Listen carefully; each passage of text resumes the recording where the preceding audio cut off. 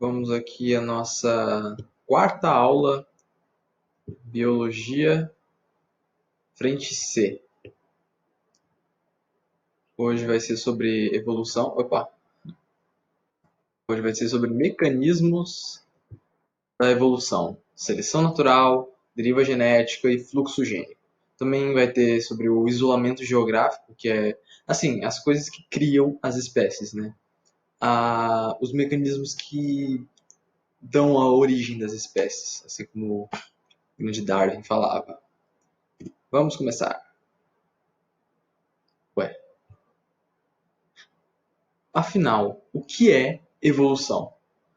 Do ponto de vista biológico, em resumo, mudança de caracteres hereditários em uma população com o passar das gerações, criando novas espécies. Nada além disso. Mentira, tem muito mais coisa além, mas essencialmente é a mudança de características que ocorre com o passar das gerações em populações diferentes. E por causa da especiação, adaptação e tudo mais. Tem os mecanismos, né? A seleção natural, a seleção sexual, outros mecanismos, mas em essência é isso. No sentido popular, a evolução ela significa melhora. E esse é um problema de ver a evolução como melhora e aplicar isso na biologia.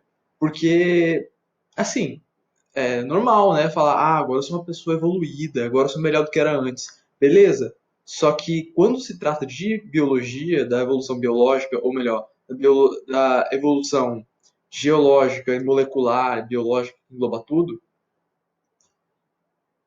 significa apenas acúmulo de diferenças ao longo do tempo. Nenhum animal, ou melhor, nenhum ser vivo é melhor do que o outro do ponto de vista evolutivo. Todos os organismos são igualmente evoluídos. Quando existe essa palavra, né? Porque esse animal é evoluído e esse aqui não é. Se eu pegar um inseto, não posso dizer que eu, humano, sou mais evoluído do que ele. Eu sou mais inteligente, óbvio, com certeza. Eu sou talvez mais bonito, não sei. Eu tenho uma complexidade maior, meu cérebro é muito mais complexo. Beleza. Só que a evolução não diz que essas características são as melhores. São só coisas que me ajudam a viver no papel ecológico que eu tenho. Ou melhor, seres humanos é bem relativo essa questão de papel biológico, mas no meu modo de vida, essas características que eu tenho me ajudam. Mas se eu fosse viver que nem aquele inseto, não ia me ajudar em nada. Por isso que não existem seres superiores e seres inferiores na evolução. A gente tem que separar o, o sentido da vida comum, o sentido vulgar, né, da evolução, com o sentido biológico, o sentido científico acadêmico. Vamos lá. Mutações. Antes de a gente falar sobre todos esses mecanismos, a gente tem que saber qual é a base, o que torna esses mecanismos eficientes, qual é a base, por que esses mecanismos acontecem, que é, ou melhor, que são as mutações. Todos os seres vivos possuem material genético, DNA no caso. Só alguns vírus que possuem o RNA, que são os retrovírus, mas vivos é uma questão bem complexa para eles. Eles evoluem também, até mesmo os de RNA. Na divisão celular, que é um processo muito complexo, ou seja, é comum ocorrerem erros pela complexidade, né, pela quantidade de passos que tem que fazer para fazer essa divisão, ocorrem certos erros chamados mutações no material genético. Podem alterar a quantidade de cromossomos, podem causar uma duplicação de um gene, a deleção de um gene, a troca de um gene, um desenovelamento de uma determinada parte do material genético que era para estar calada, né? Ela não ia mais se representar, mas agora está sendo mostrada. E todas essas coisas podem acontecer em células somáticas, todo o resto todo o corpo, ou sexuais, no caso, as células dos testículos e dos ovários. Essas células, quando ocorrem mutações nas células sexuais, no espermatozoide, no ovócito secundário, o óvulo, aí que elas vão ser passadas para gerações. Porque se uma célula da minha pele tiver uma mutação, não é bom. Ela vai ser morta pelo meu sistema imunológico, e se não, pode ocorrer um tumor, que pode até mesmo ser maligno. Então, mutações em seres pluricelulares tem que ser nas células sexuais para ser passada, para fazer parte da evolução. No corpo, tudo isso aqui, todas as nossas células somáticas, elas vão só criar tumores no máximo. Ou talvez fazer um tratamento gênico, né? Existe esse tipo de alternativa agora, mas nada que vai ser passado para as próximas gerações. Essas mutações, assim, que são passadas pelas gerações, podem ser favoráveis, neutras ou desfavoráveis. As favoráveis são mutações que aumentam as chances do organismo de sobreviver e de se reproduzir. Por exemplo, como eu tinha falado na aula passada, né, existem variações entre seres vivos. Alguns humanos são mais altos, outros mais baixos. Nas girafas acontece isso também, né? Girafas que comem melhor, que tem uma que bebem mais água, que não sei, tem uma estrutura melhor, elas são mais altas. Só que algumas têm mutações que tornam elas mais altas, assim como os humanos. Tem genes que tornam os humanos mais altos e tem genes que tornam os humanos mais baixos. Essas mutações nas girafas, com o tempo, as girafas mais altas foram selecionadas. E isso era favorável, uma mutação favorável para esse organismo naquele momento. Se as acácias, né, o alimento principal delas, fossem apenas arbustos, uma girafa autona não teria nenhuma vantagem. Então, seria uma mutação desfavorável nessa ocasião. Tudo isso é relativo. Neutras. Quando não alteram as chances do organismo de sobreviver e se reproduzir. Esse aqui é o exemplo de uma Drosophila melanogaster, né? A mosca da fruta. Ela é extremamente, vastamente, largamente usada para testes genéticos, testes de mutação e outras coisas, porque elas têm poucos cromossomos enormes, fácil de tratar, e os insetos, né? Muito fácil de cuidar, é só dar comida e deixar elas voando por aí. E fizeram uma mutação nelas, induziram uma mutação nelas que mudava a cor dos olhos. Algumas, assim, a gente induz muitas mutações nelas.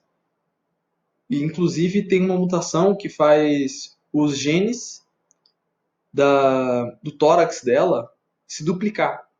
Então, elas ficam com dois tórax, chamadas ultrabitórax. E elas ficam com quatro asas. É uma coisa bem maluca. Mas é tudo genes. Os genes que fazem. Assim, nós somos uma representação da nossa genética. Existe o fenótipo e existe o genótipo. Né? O genótipo é o que a gente tem dentro dos genes, é o que está escrito lá no DNA. E o fenótipo é o que a gente apresenta morfologicamente, o que a gente mostra dos nossos genes. Enfim, mutações desfavoráveis, quando diminuem as chances do organismo de se reproduzir e sobreviver. Por exemplo, um axolote. Na natureza existe uma extinção. E o mais comum em cativeiro é usar o axolote albino. Só que na vida real, na natureza, os albinos são mais predados na natureza. Então, é uma mutação desfavorável. Já que ser albino deixa as veias mais aparentes e algumas pessoas acham mais fofinho, então eles são largamente mais utilizados em cativeiro do que a contraparte comum, por assim dizer. Exemplos em humanos. Nossa, eu escrevi errado. Eu vou consertar depois, mas em humanos, para deixar uma coisa mais próxima da gente, né? Uma mutação favorável foi a tolerância à lactose. Os humanos naturalmente não tinham o gene da tolerância à lactose. Isso é uma coisa que surgiu, se eu não me engano, foi na Eurásia, ou foi na África, não, eu acho que foi na Europa ou foi na África, não lembro. Mas os humanos todos não tinham a tolerância à lactose. Sim, havia humanos que bebiam leite, só que eles acabavam passando mal e não era algo muito comum. Acontece que uma pequena população desenvolveu uma mutação que faz com que os genes ou melhor, a enzima que quebra a lactase que tem no leite continuar sendo produzida mesmo depois da fase de bebê, de, de filhote, né, de criança. E aí, pessoas adultas conseguiam tomar esse leite e aproveitar os nutrientes. Isso se espalhou por quase todo o mundo, exceto em certas regiões. Por exemplo, na Ásia, que muitas pessoas ainda não têm esse gene. Então, o normal era não ter o gene. O normal é ser intolerante à lactose.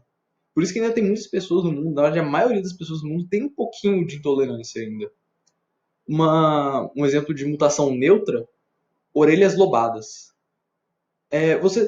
Vocês talvez tenham percebido, não sei, mas algumas pessoas têm orelhas que são coladas na pele. Assim, não tem essa parte de fora, elas são coladas. Então, é uma mutação que não altera em nada na nossa sobrevivência, mas é uma mutação, acontece. E além disso, tem mutações que nem se apresentam. Essas são mutações no gene que se alteram, só que não se apresentam morfologicamente. E elas também são mutações neutras. E também tem as mutações desfavoráveis. Por exemplo, muitas doenças genéticas, muitas doenças congênitas, como a fibrose cística, que afeta o pulmão e o sistema digestivo, são mutações. E na verdade, essa fibrose cística ela acontece em apenas um gene. É uma mutação de um gene só. E lembrando, nem toda mutação é hereditária. Se um ser vivo possui uma característica favorável ou desfavorável e não conseguiu se reproduzir, não vai fazer parte das gerações seguintes. Então, não importa se a mutação que você possui te torna muito mais forte, te torna mais apto, te torna tudo mais, se você não acabar copulando com alguma outra, uma fêmea, não sei, ou se você é um ser assexual, você não um ser de reprodução assexuada, ou se você não conseguiu se reproduzir. Se você não conseguiu se reproduzir, a sua o seu gene vai ser passado adiante. Então, dane-se a sua mutação. Mesmo que você seja a mutação mais poderosa do mundo, se você não conseguir passar ela, não vai fazer parte da evolução. Os mecanismos. Agora vamos passar para a parte que importa, né? As mutações são aleatórias, mas a evolução não, pois as variações são privilegiadas ou não de acordo com o meio ambiente e o estilo de vida de cada ser. Dos mecanismos que guiam a evolução, podem se citar a seleção natural, proposta por Darwin e Wallace, deriva genética, uma mudança aleatória por causa de catástrofes que ocorrem, e o fluxo gênico, que é a migração de genes entre populações. Seleção natural. Darwin e Wallace. Proposta no início do século XIX, dizia que os seres vivos se reproduzem demais no ambiente. Eles se reproduzem mais do que os recursos podem prover. Então, muitos morrem. Só que é discriminado quem morre e quem não morre. Os melhores vão sobreviver e os piores vão morrer. Apenas um grupo seleto de organismos chegará à vida adulta e se reproduzirá. E esse ambiente também seleciona as características favoráveis para isso. Um exemplo. Condição amarela, por exemplo, nessa geração 1 aí. A condição amarela é desfavorável para esse ambiente. Vai ver, é um mundo que é todo roxo. Vamos ver, vai ver um mundo alienígena, sei lá, em Vênus. E aí tem criaturas que são amarelas e criaturas que são roxas. São todas a mesma espécie, lembrando disso. Esse gene que faz a condição amarela é desfavorável. E com o tempo, vocês podem ver que isso não impede os amarelos de se reproduzirem. Isso também não impede os roxinhos de morrerem. É algo comum. Não é porque o leão é albino que ele vai morrer. E não é porque o leão ele é de cor comum, que é um leão forte e tudo mais, que ele vai sobreviver. Realmente, mas com o tempo, os amarelos têm uma tendência maior a morrer, uma tendência menor a se reproduzir. E pode ver, na geração 3 já tem só um amarelo. Ao longo das gerações, vai ver o gene amarelo some da população. Agora um exemplo factual, um exemplo factível aqui. Melanismo industrial da mariposa Biston betulária. A mariposa Biston betulária é uma espécie que possui várias subespécies, várias variedades de cores, né? E duas delas, particularmente, são interessantes para a gente. Assim, existem umas que são cinzas, outras que são um pouco mais claras, mas essas duas, a clara e a escura, são muito importantes para entender esse processo.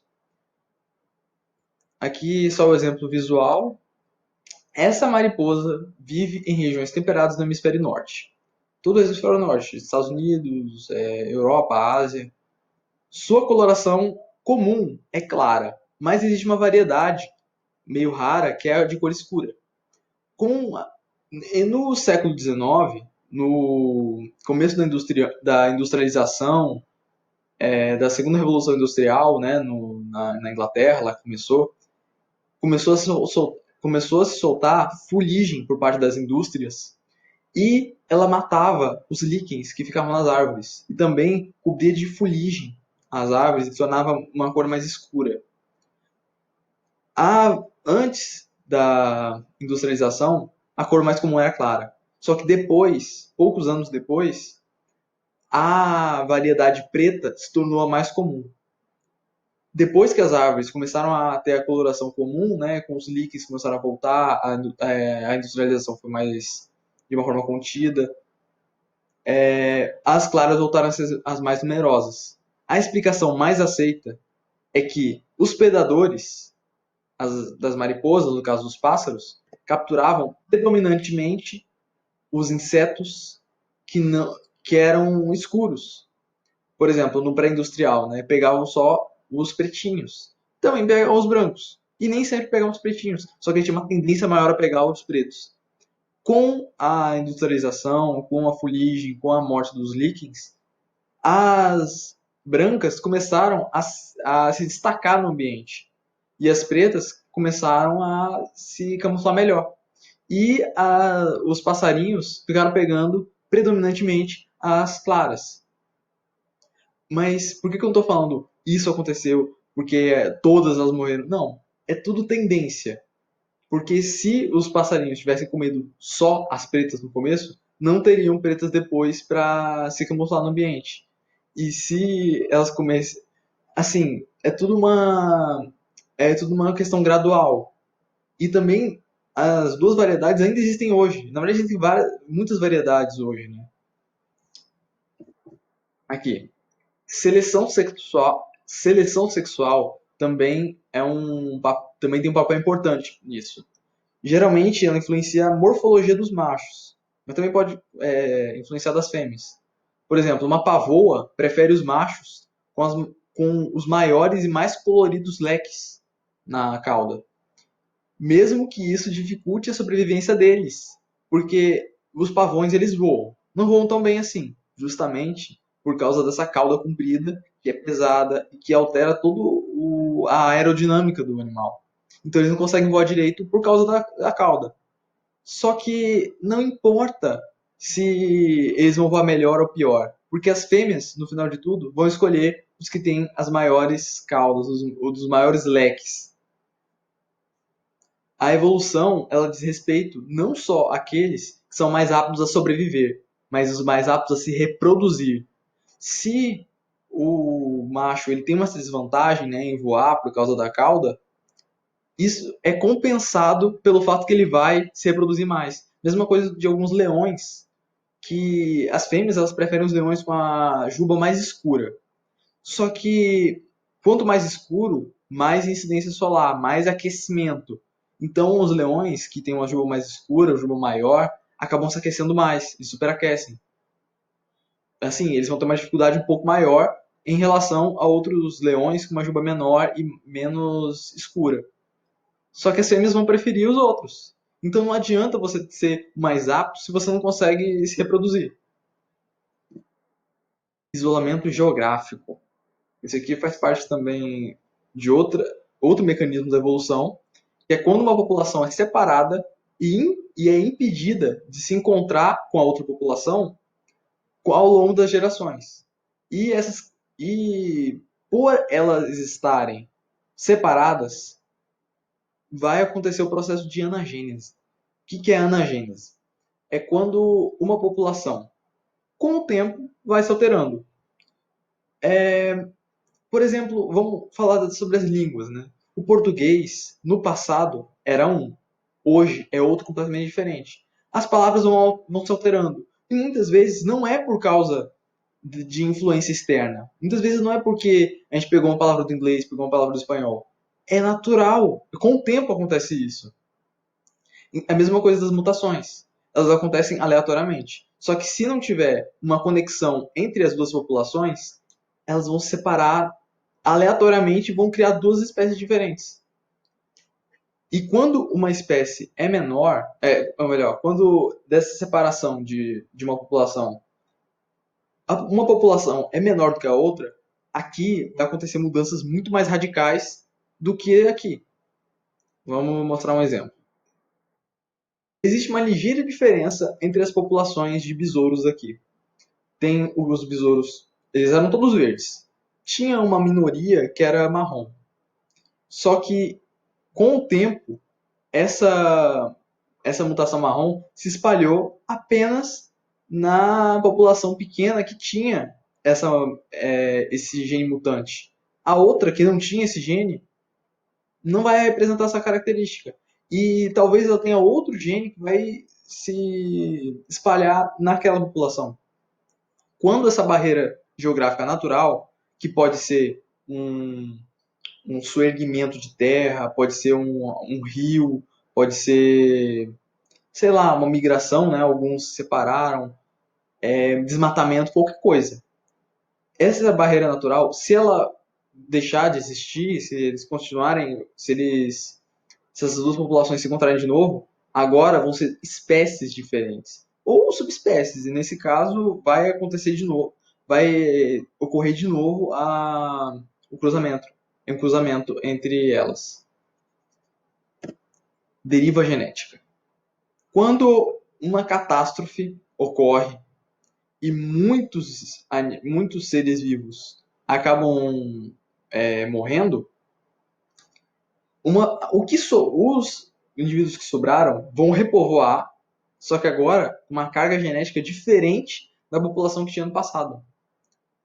Essa pequena população não representa de forma igualitária a população pré-catástrofe. Quando uma espécie se restabelece no ambiente, características genéticas e morfológicas são diferentes da matéria original. Por exemplo, perigo do mau uso de antibióticos. Quando se utiliza antibióticos desnecessariamente, ou menos que o recomendado, as bactérias que têm uma resistência maior, elas podem ficar entre as que sobraram. Por exemplo, na imagem 1, tem 4 bactérias. 4 não, né? Serão milhões de bactérias, né? Mas tem uma minoria de bactérias que são resistentes. Se você ficar utilizando o antibiótico, melhor, se usar menos do que deveria, vai sobrar ainda uma parcela de bactérias. E talvez as que tinham uma resistência um pouquinho maior ficassem entre as que sobraram, aleatoriamente mesmo. E aí, quando elas repovoarem o local, ou talvez seu organismo, né, as que antes eram minoria, agora são maioria. E agora vai ser muito mais difícil você tentar acabar com elas com o mesmo antibiótico que você tinha utilizado. Um outro exemplo, imagina que todo mundo aqui está num teatro e o mundo inteiro morre. Cai um meteoro, todo mundo morre, menos as pessoas que estão nesse teatro, nesse local aqui. Quando a gente sair e repovoar a Terra, daqui a milhares de anos, os genes que existiam no resto da população, vai ver, imagina que nesse teatro não tinha ninguém que era ruivo, ou não tinha ninguém que era coreano, por exemplo. Quando a gente repovoar a Terra, não vai ter ruivo, não vai ter coreano, mas vai ter características que antigamente eram minoria e agora são a maioria. E é uma forma aleatória, porque a catástrofe ela não segrega ninguém, né? Ela não fala assim, você não vai sobreviver ao ambiente, você vai. Não. Mata todo mundo que tiver. Os que não foram pegos não tem uma vantagem evolutiva. Eles só estavam no lugar certo na hora certa. Então, por exemplo, numa erupção vulcânica, onde pegou 50% da ilha, o resto da ilha, os animais que repovoarem a parte que foi destruída, não vai ter a mesma carga genética da população anterior. Vamos lá. Fluxo gênico. É quando indivíduos de uma população inicial transmitem seus genes para populações isoladas, para populações diferentes. Este contato pode fazer que a população nova incorpore características favoráveis que haviam surgido só naquela população inicial. Pode ser feito por migração de animais ou por grãos de pólen viajando grandes distâncias, que também causam esse fenômeno. Por exemplo, nessa parte de cima, né, que tem os gafanhotos, imagina que é um ambiente que privilegia os gafanhotos, assim, o ambiente dos dois, privilegia gafanhotos verdes. Os que são marronzinhos, eles têm uma pequena desvantagem. Só que dá para sobreviver, tem a população deles lá, tudo mais. Acontece, não, minto. É um ambiente que é marrom, que os verdes eles existem, mas eles são mais predados, mas ainda estão lá. Quando uma população, quando ocorre uma migração de alguns alguns gafanhotos marrons para a população de gafanhotos verdes, agora vai ser introduzido um gene que é favorável para esses insetos. Então, esse gene vai ser incorporado na população de gafanhotos verdes e agora eles vão ter uma vantagem. E ainda vão existir gafanhotos verdes, obviamente, só que agora vão ser a minoria, porque os gafanhotos marrons vão surgir nesse local, né? Que antes não tinha. Claro, lembrando, todos esses seres aqui são da mesma espécie, porque se forem de espécies diferentes, não há reprodução viável. Talvez tenha uma reprodução lá, mas vai sair um bicho que não vai se reproduzir, um bicho infértil, né? O segundo exemplo é de pólen. Não é necessário um animal ir lá e migrar para fazer o fluxo gênico. Grãos de pólen vindo de uma, de uma flor podem chegar a outra a longas distâncias, a quilômetros de distâncias por causa do vento. Imagina que nesse ambiente os insetinhos eles preferem polinizar as flores que têm pétalas laranjas. Eles não gostam tanto de branco. Então, ainda vai ocorrer a fertilização nas brancas. As babelinhas vão lá polinizar, as mosquinhas. Só que seria melhor se fosse laranja. O pólen também pode ser transmitido pelo vento. Quando essa população de laranja chega, o pólen dessa população laranja fecunda as flores da população de pétalas brancas, vai ter agora um novo gene na parada. Vai ter uma nova característica que vai fazer parte dessa população agora. E vai ter uma seleção também. Então, o fluxo gênico, em ambos os casos, resulta numa variabilidade genética na população afetada que antes não era comum, que antes não existia. Isso não auxilia na especiação, não auxilia para a criação de espécies, mas auxilia na adaptação. Então, vejo vocês na próxima aula, semana que vem. E eu espero que vocês estejam entendendo essa parte que, assim, estou jogando um monte de palavras e tudo mais, só que tudo vai ficar mais entendível nas próximas aulas. Porque, assim, eu queria fazer primeiro, jogar um monte de conteúdo, jogar um monte de termos, para depois ficar mais fácil de trabalhar quando, quando falar de coisas um pouco mais complexas. Então, espero que vocês tenham gostado e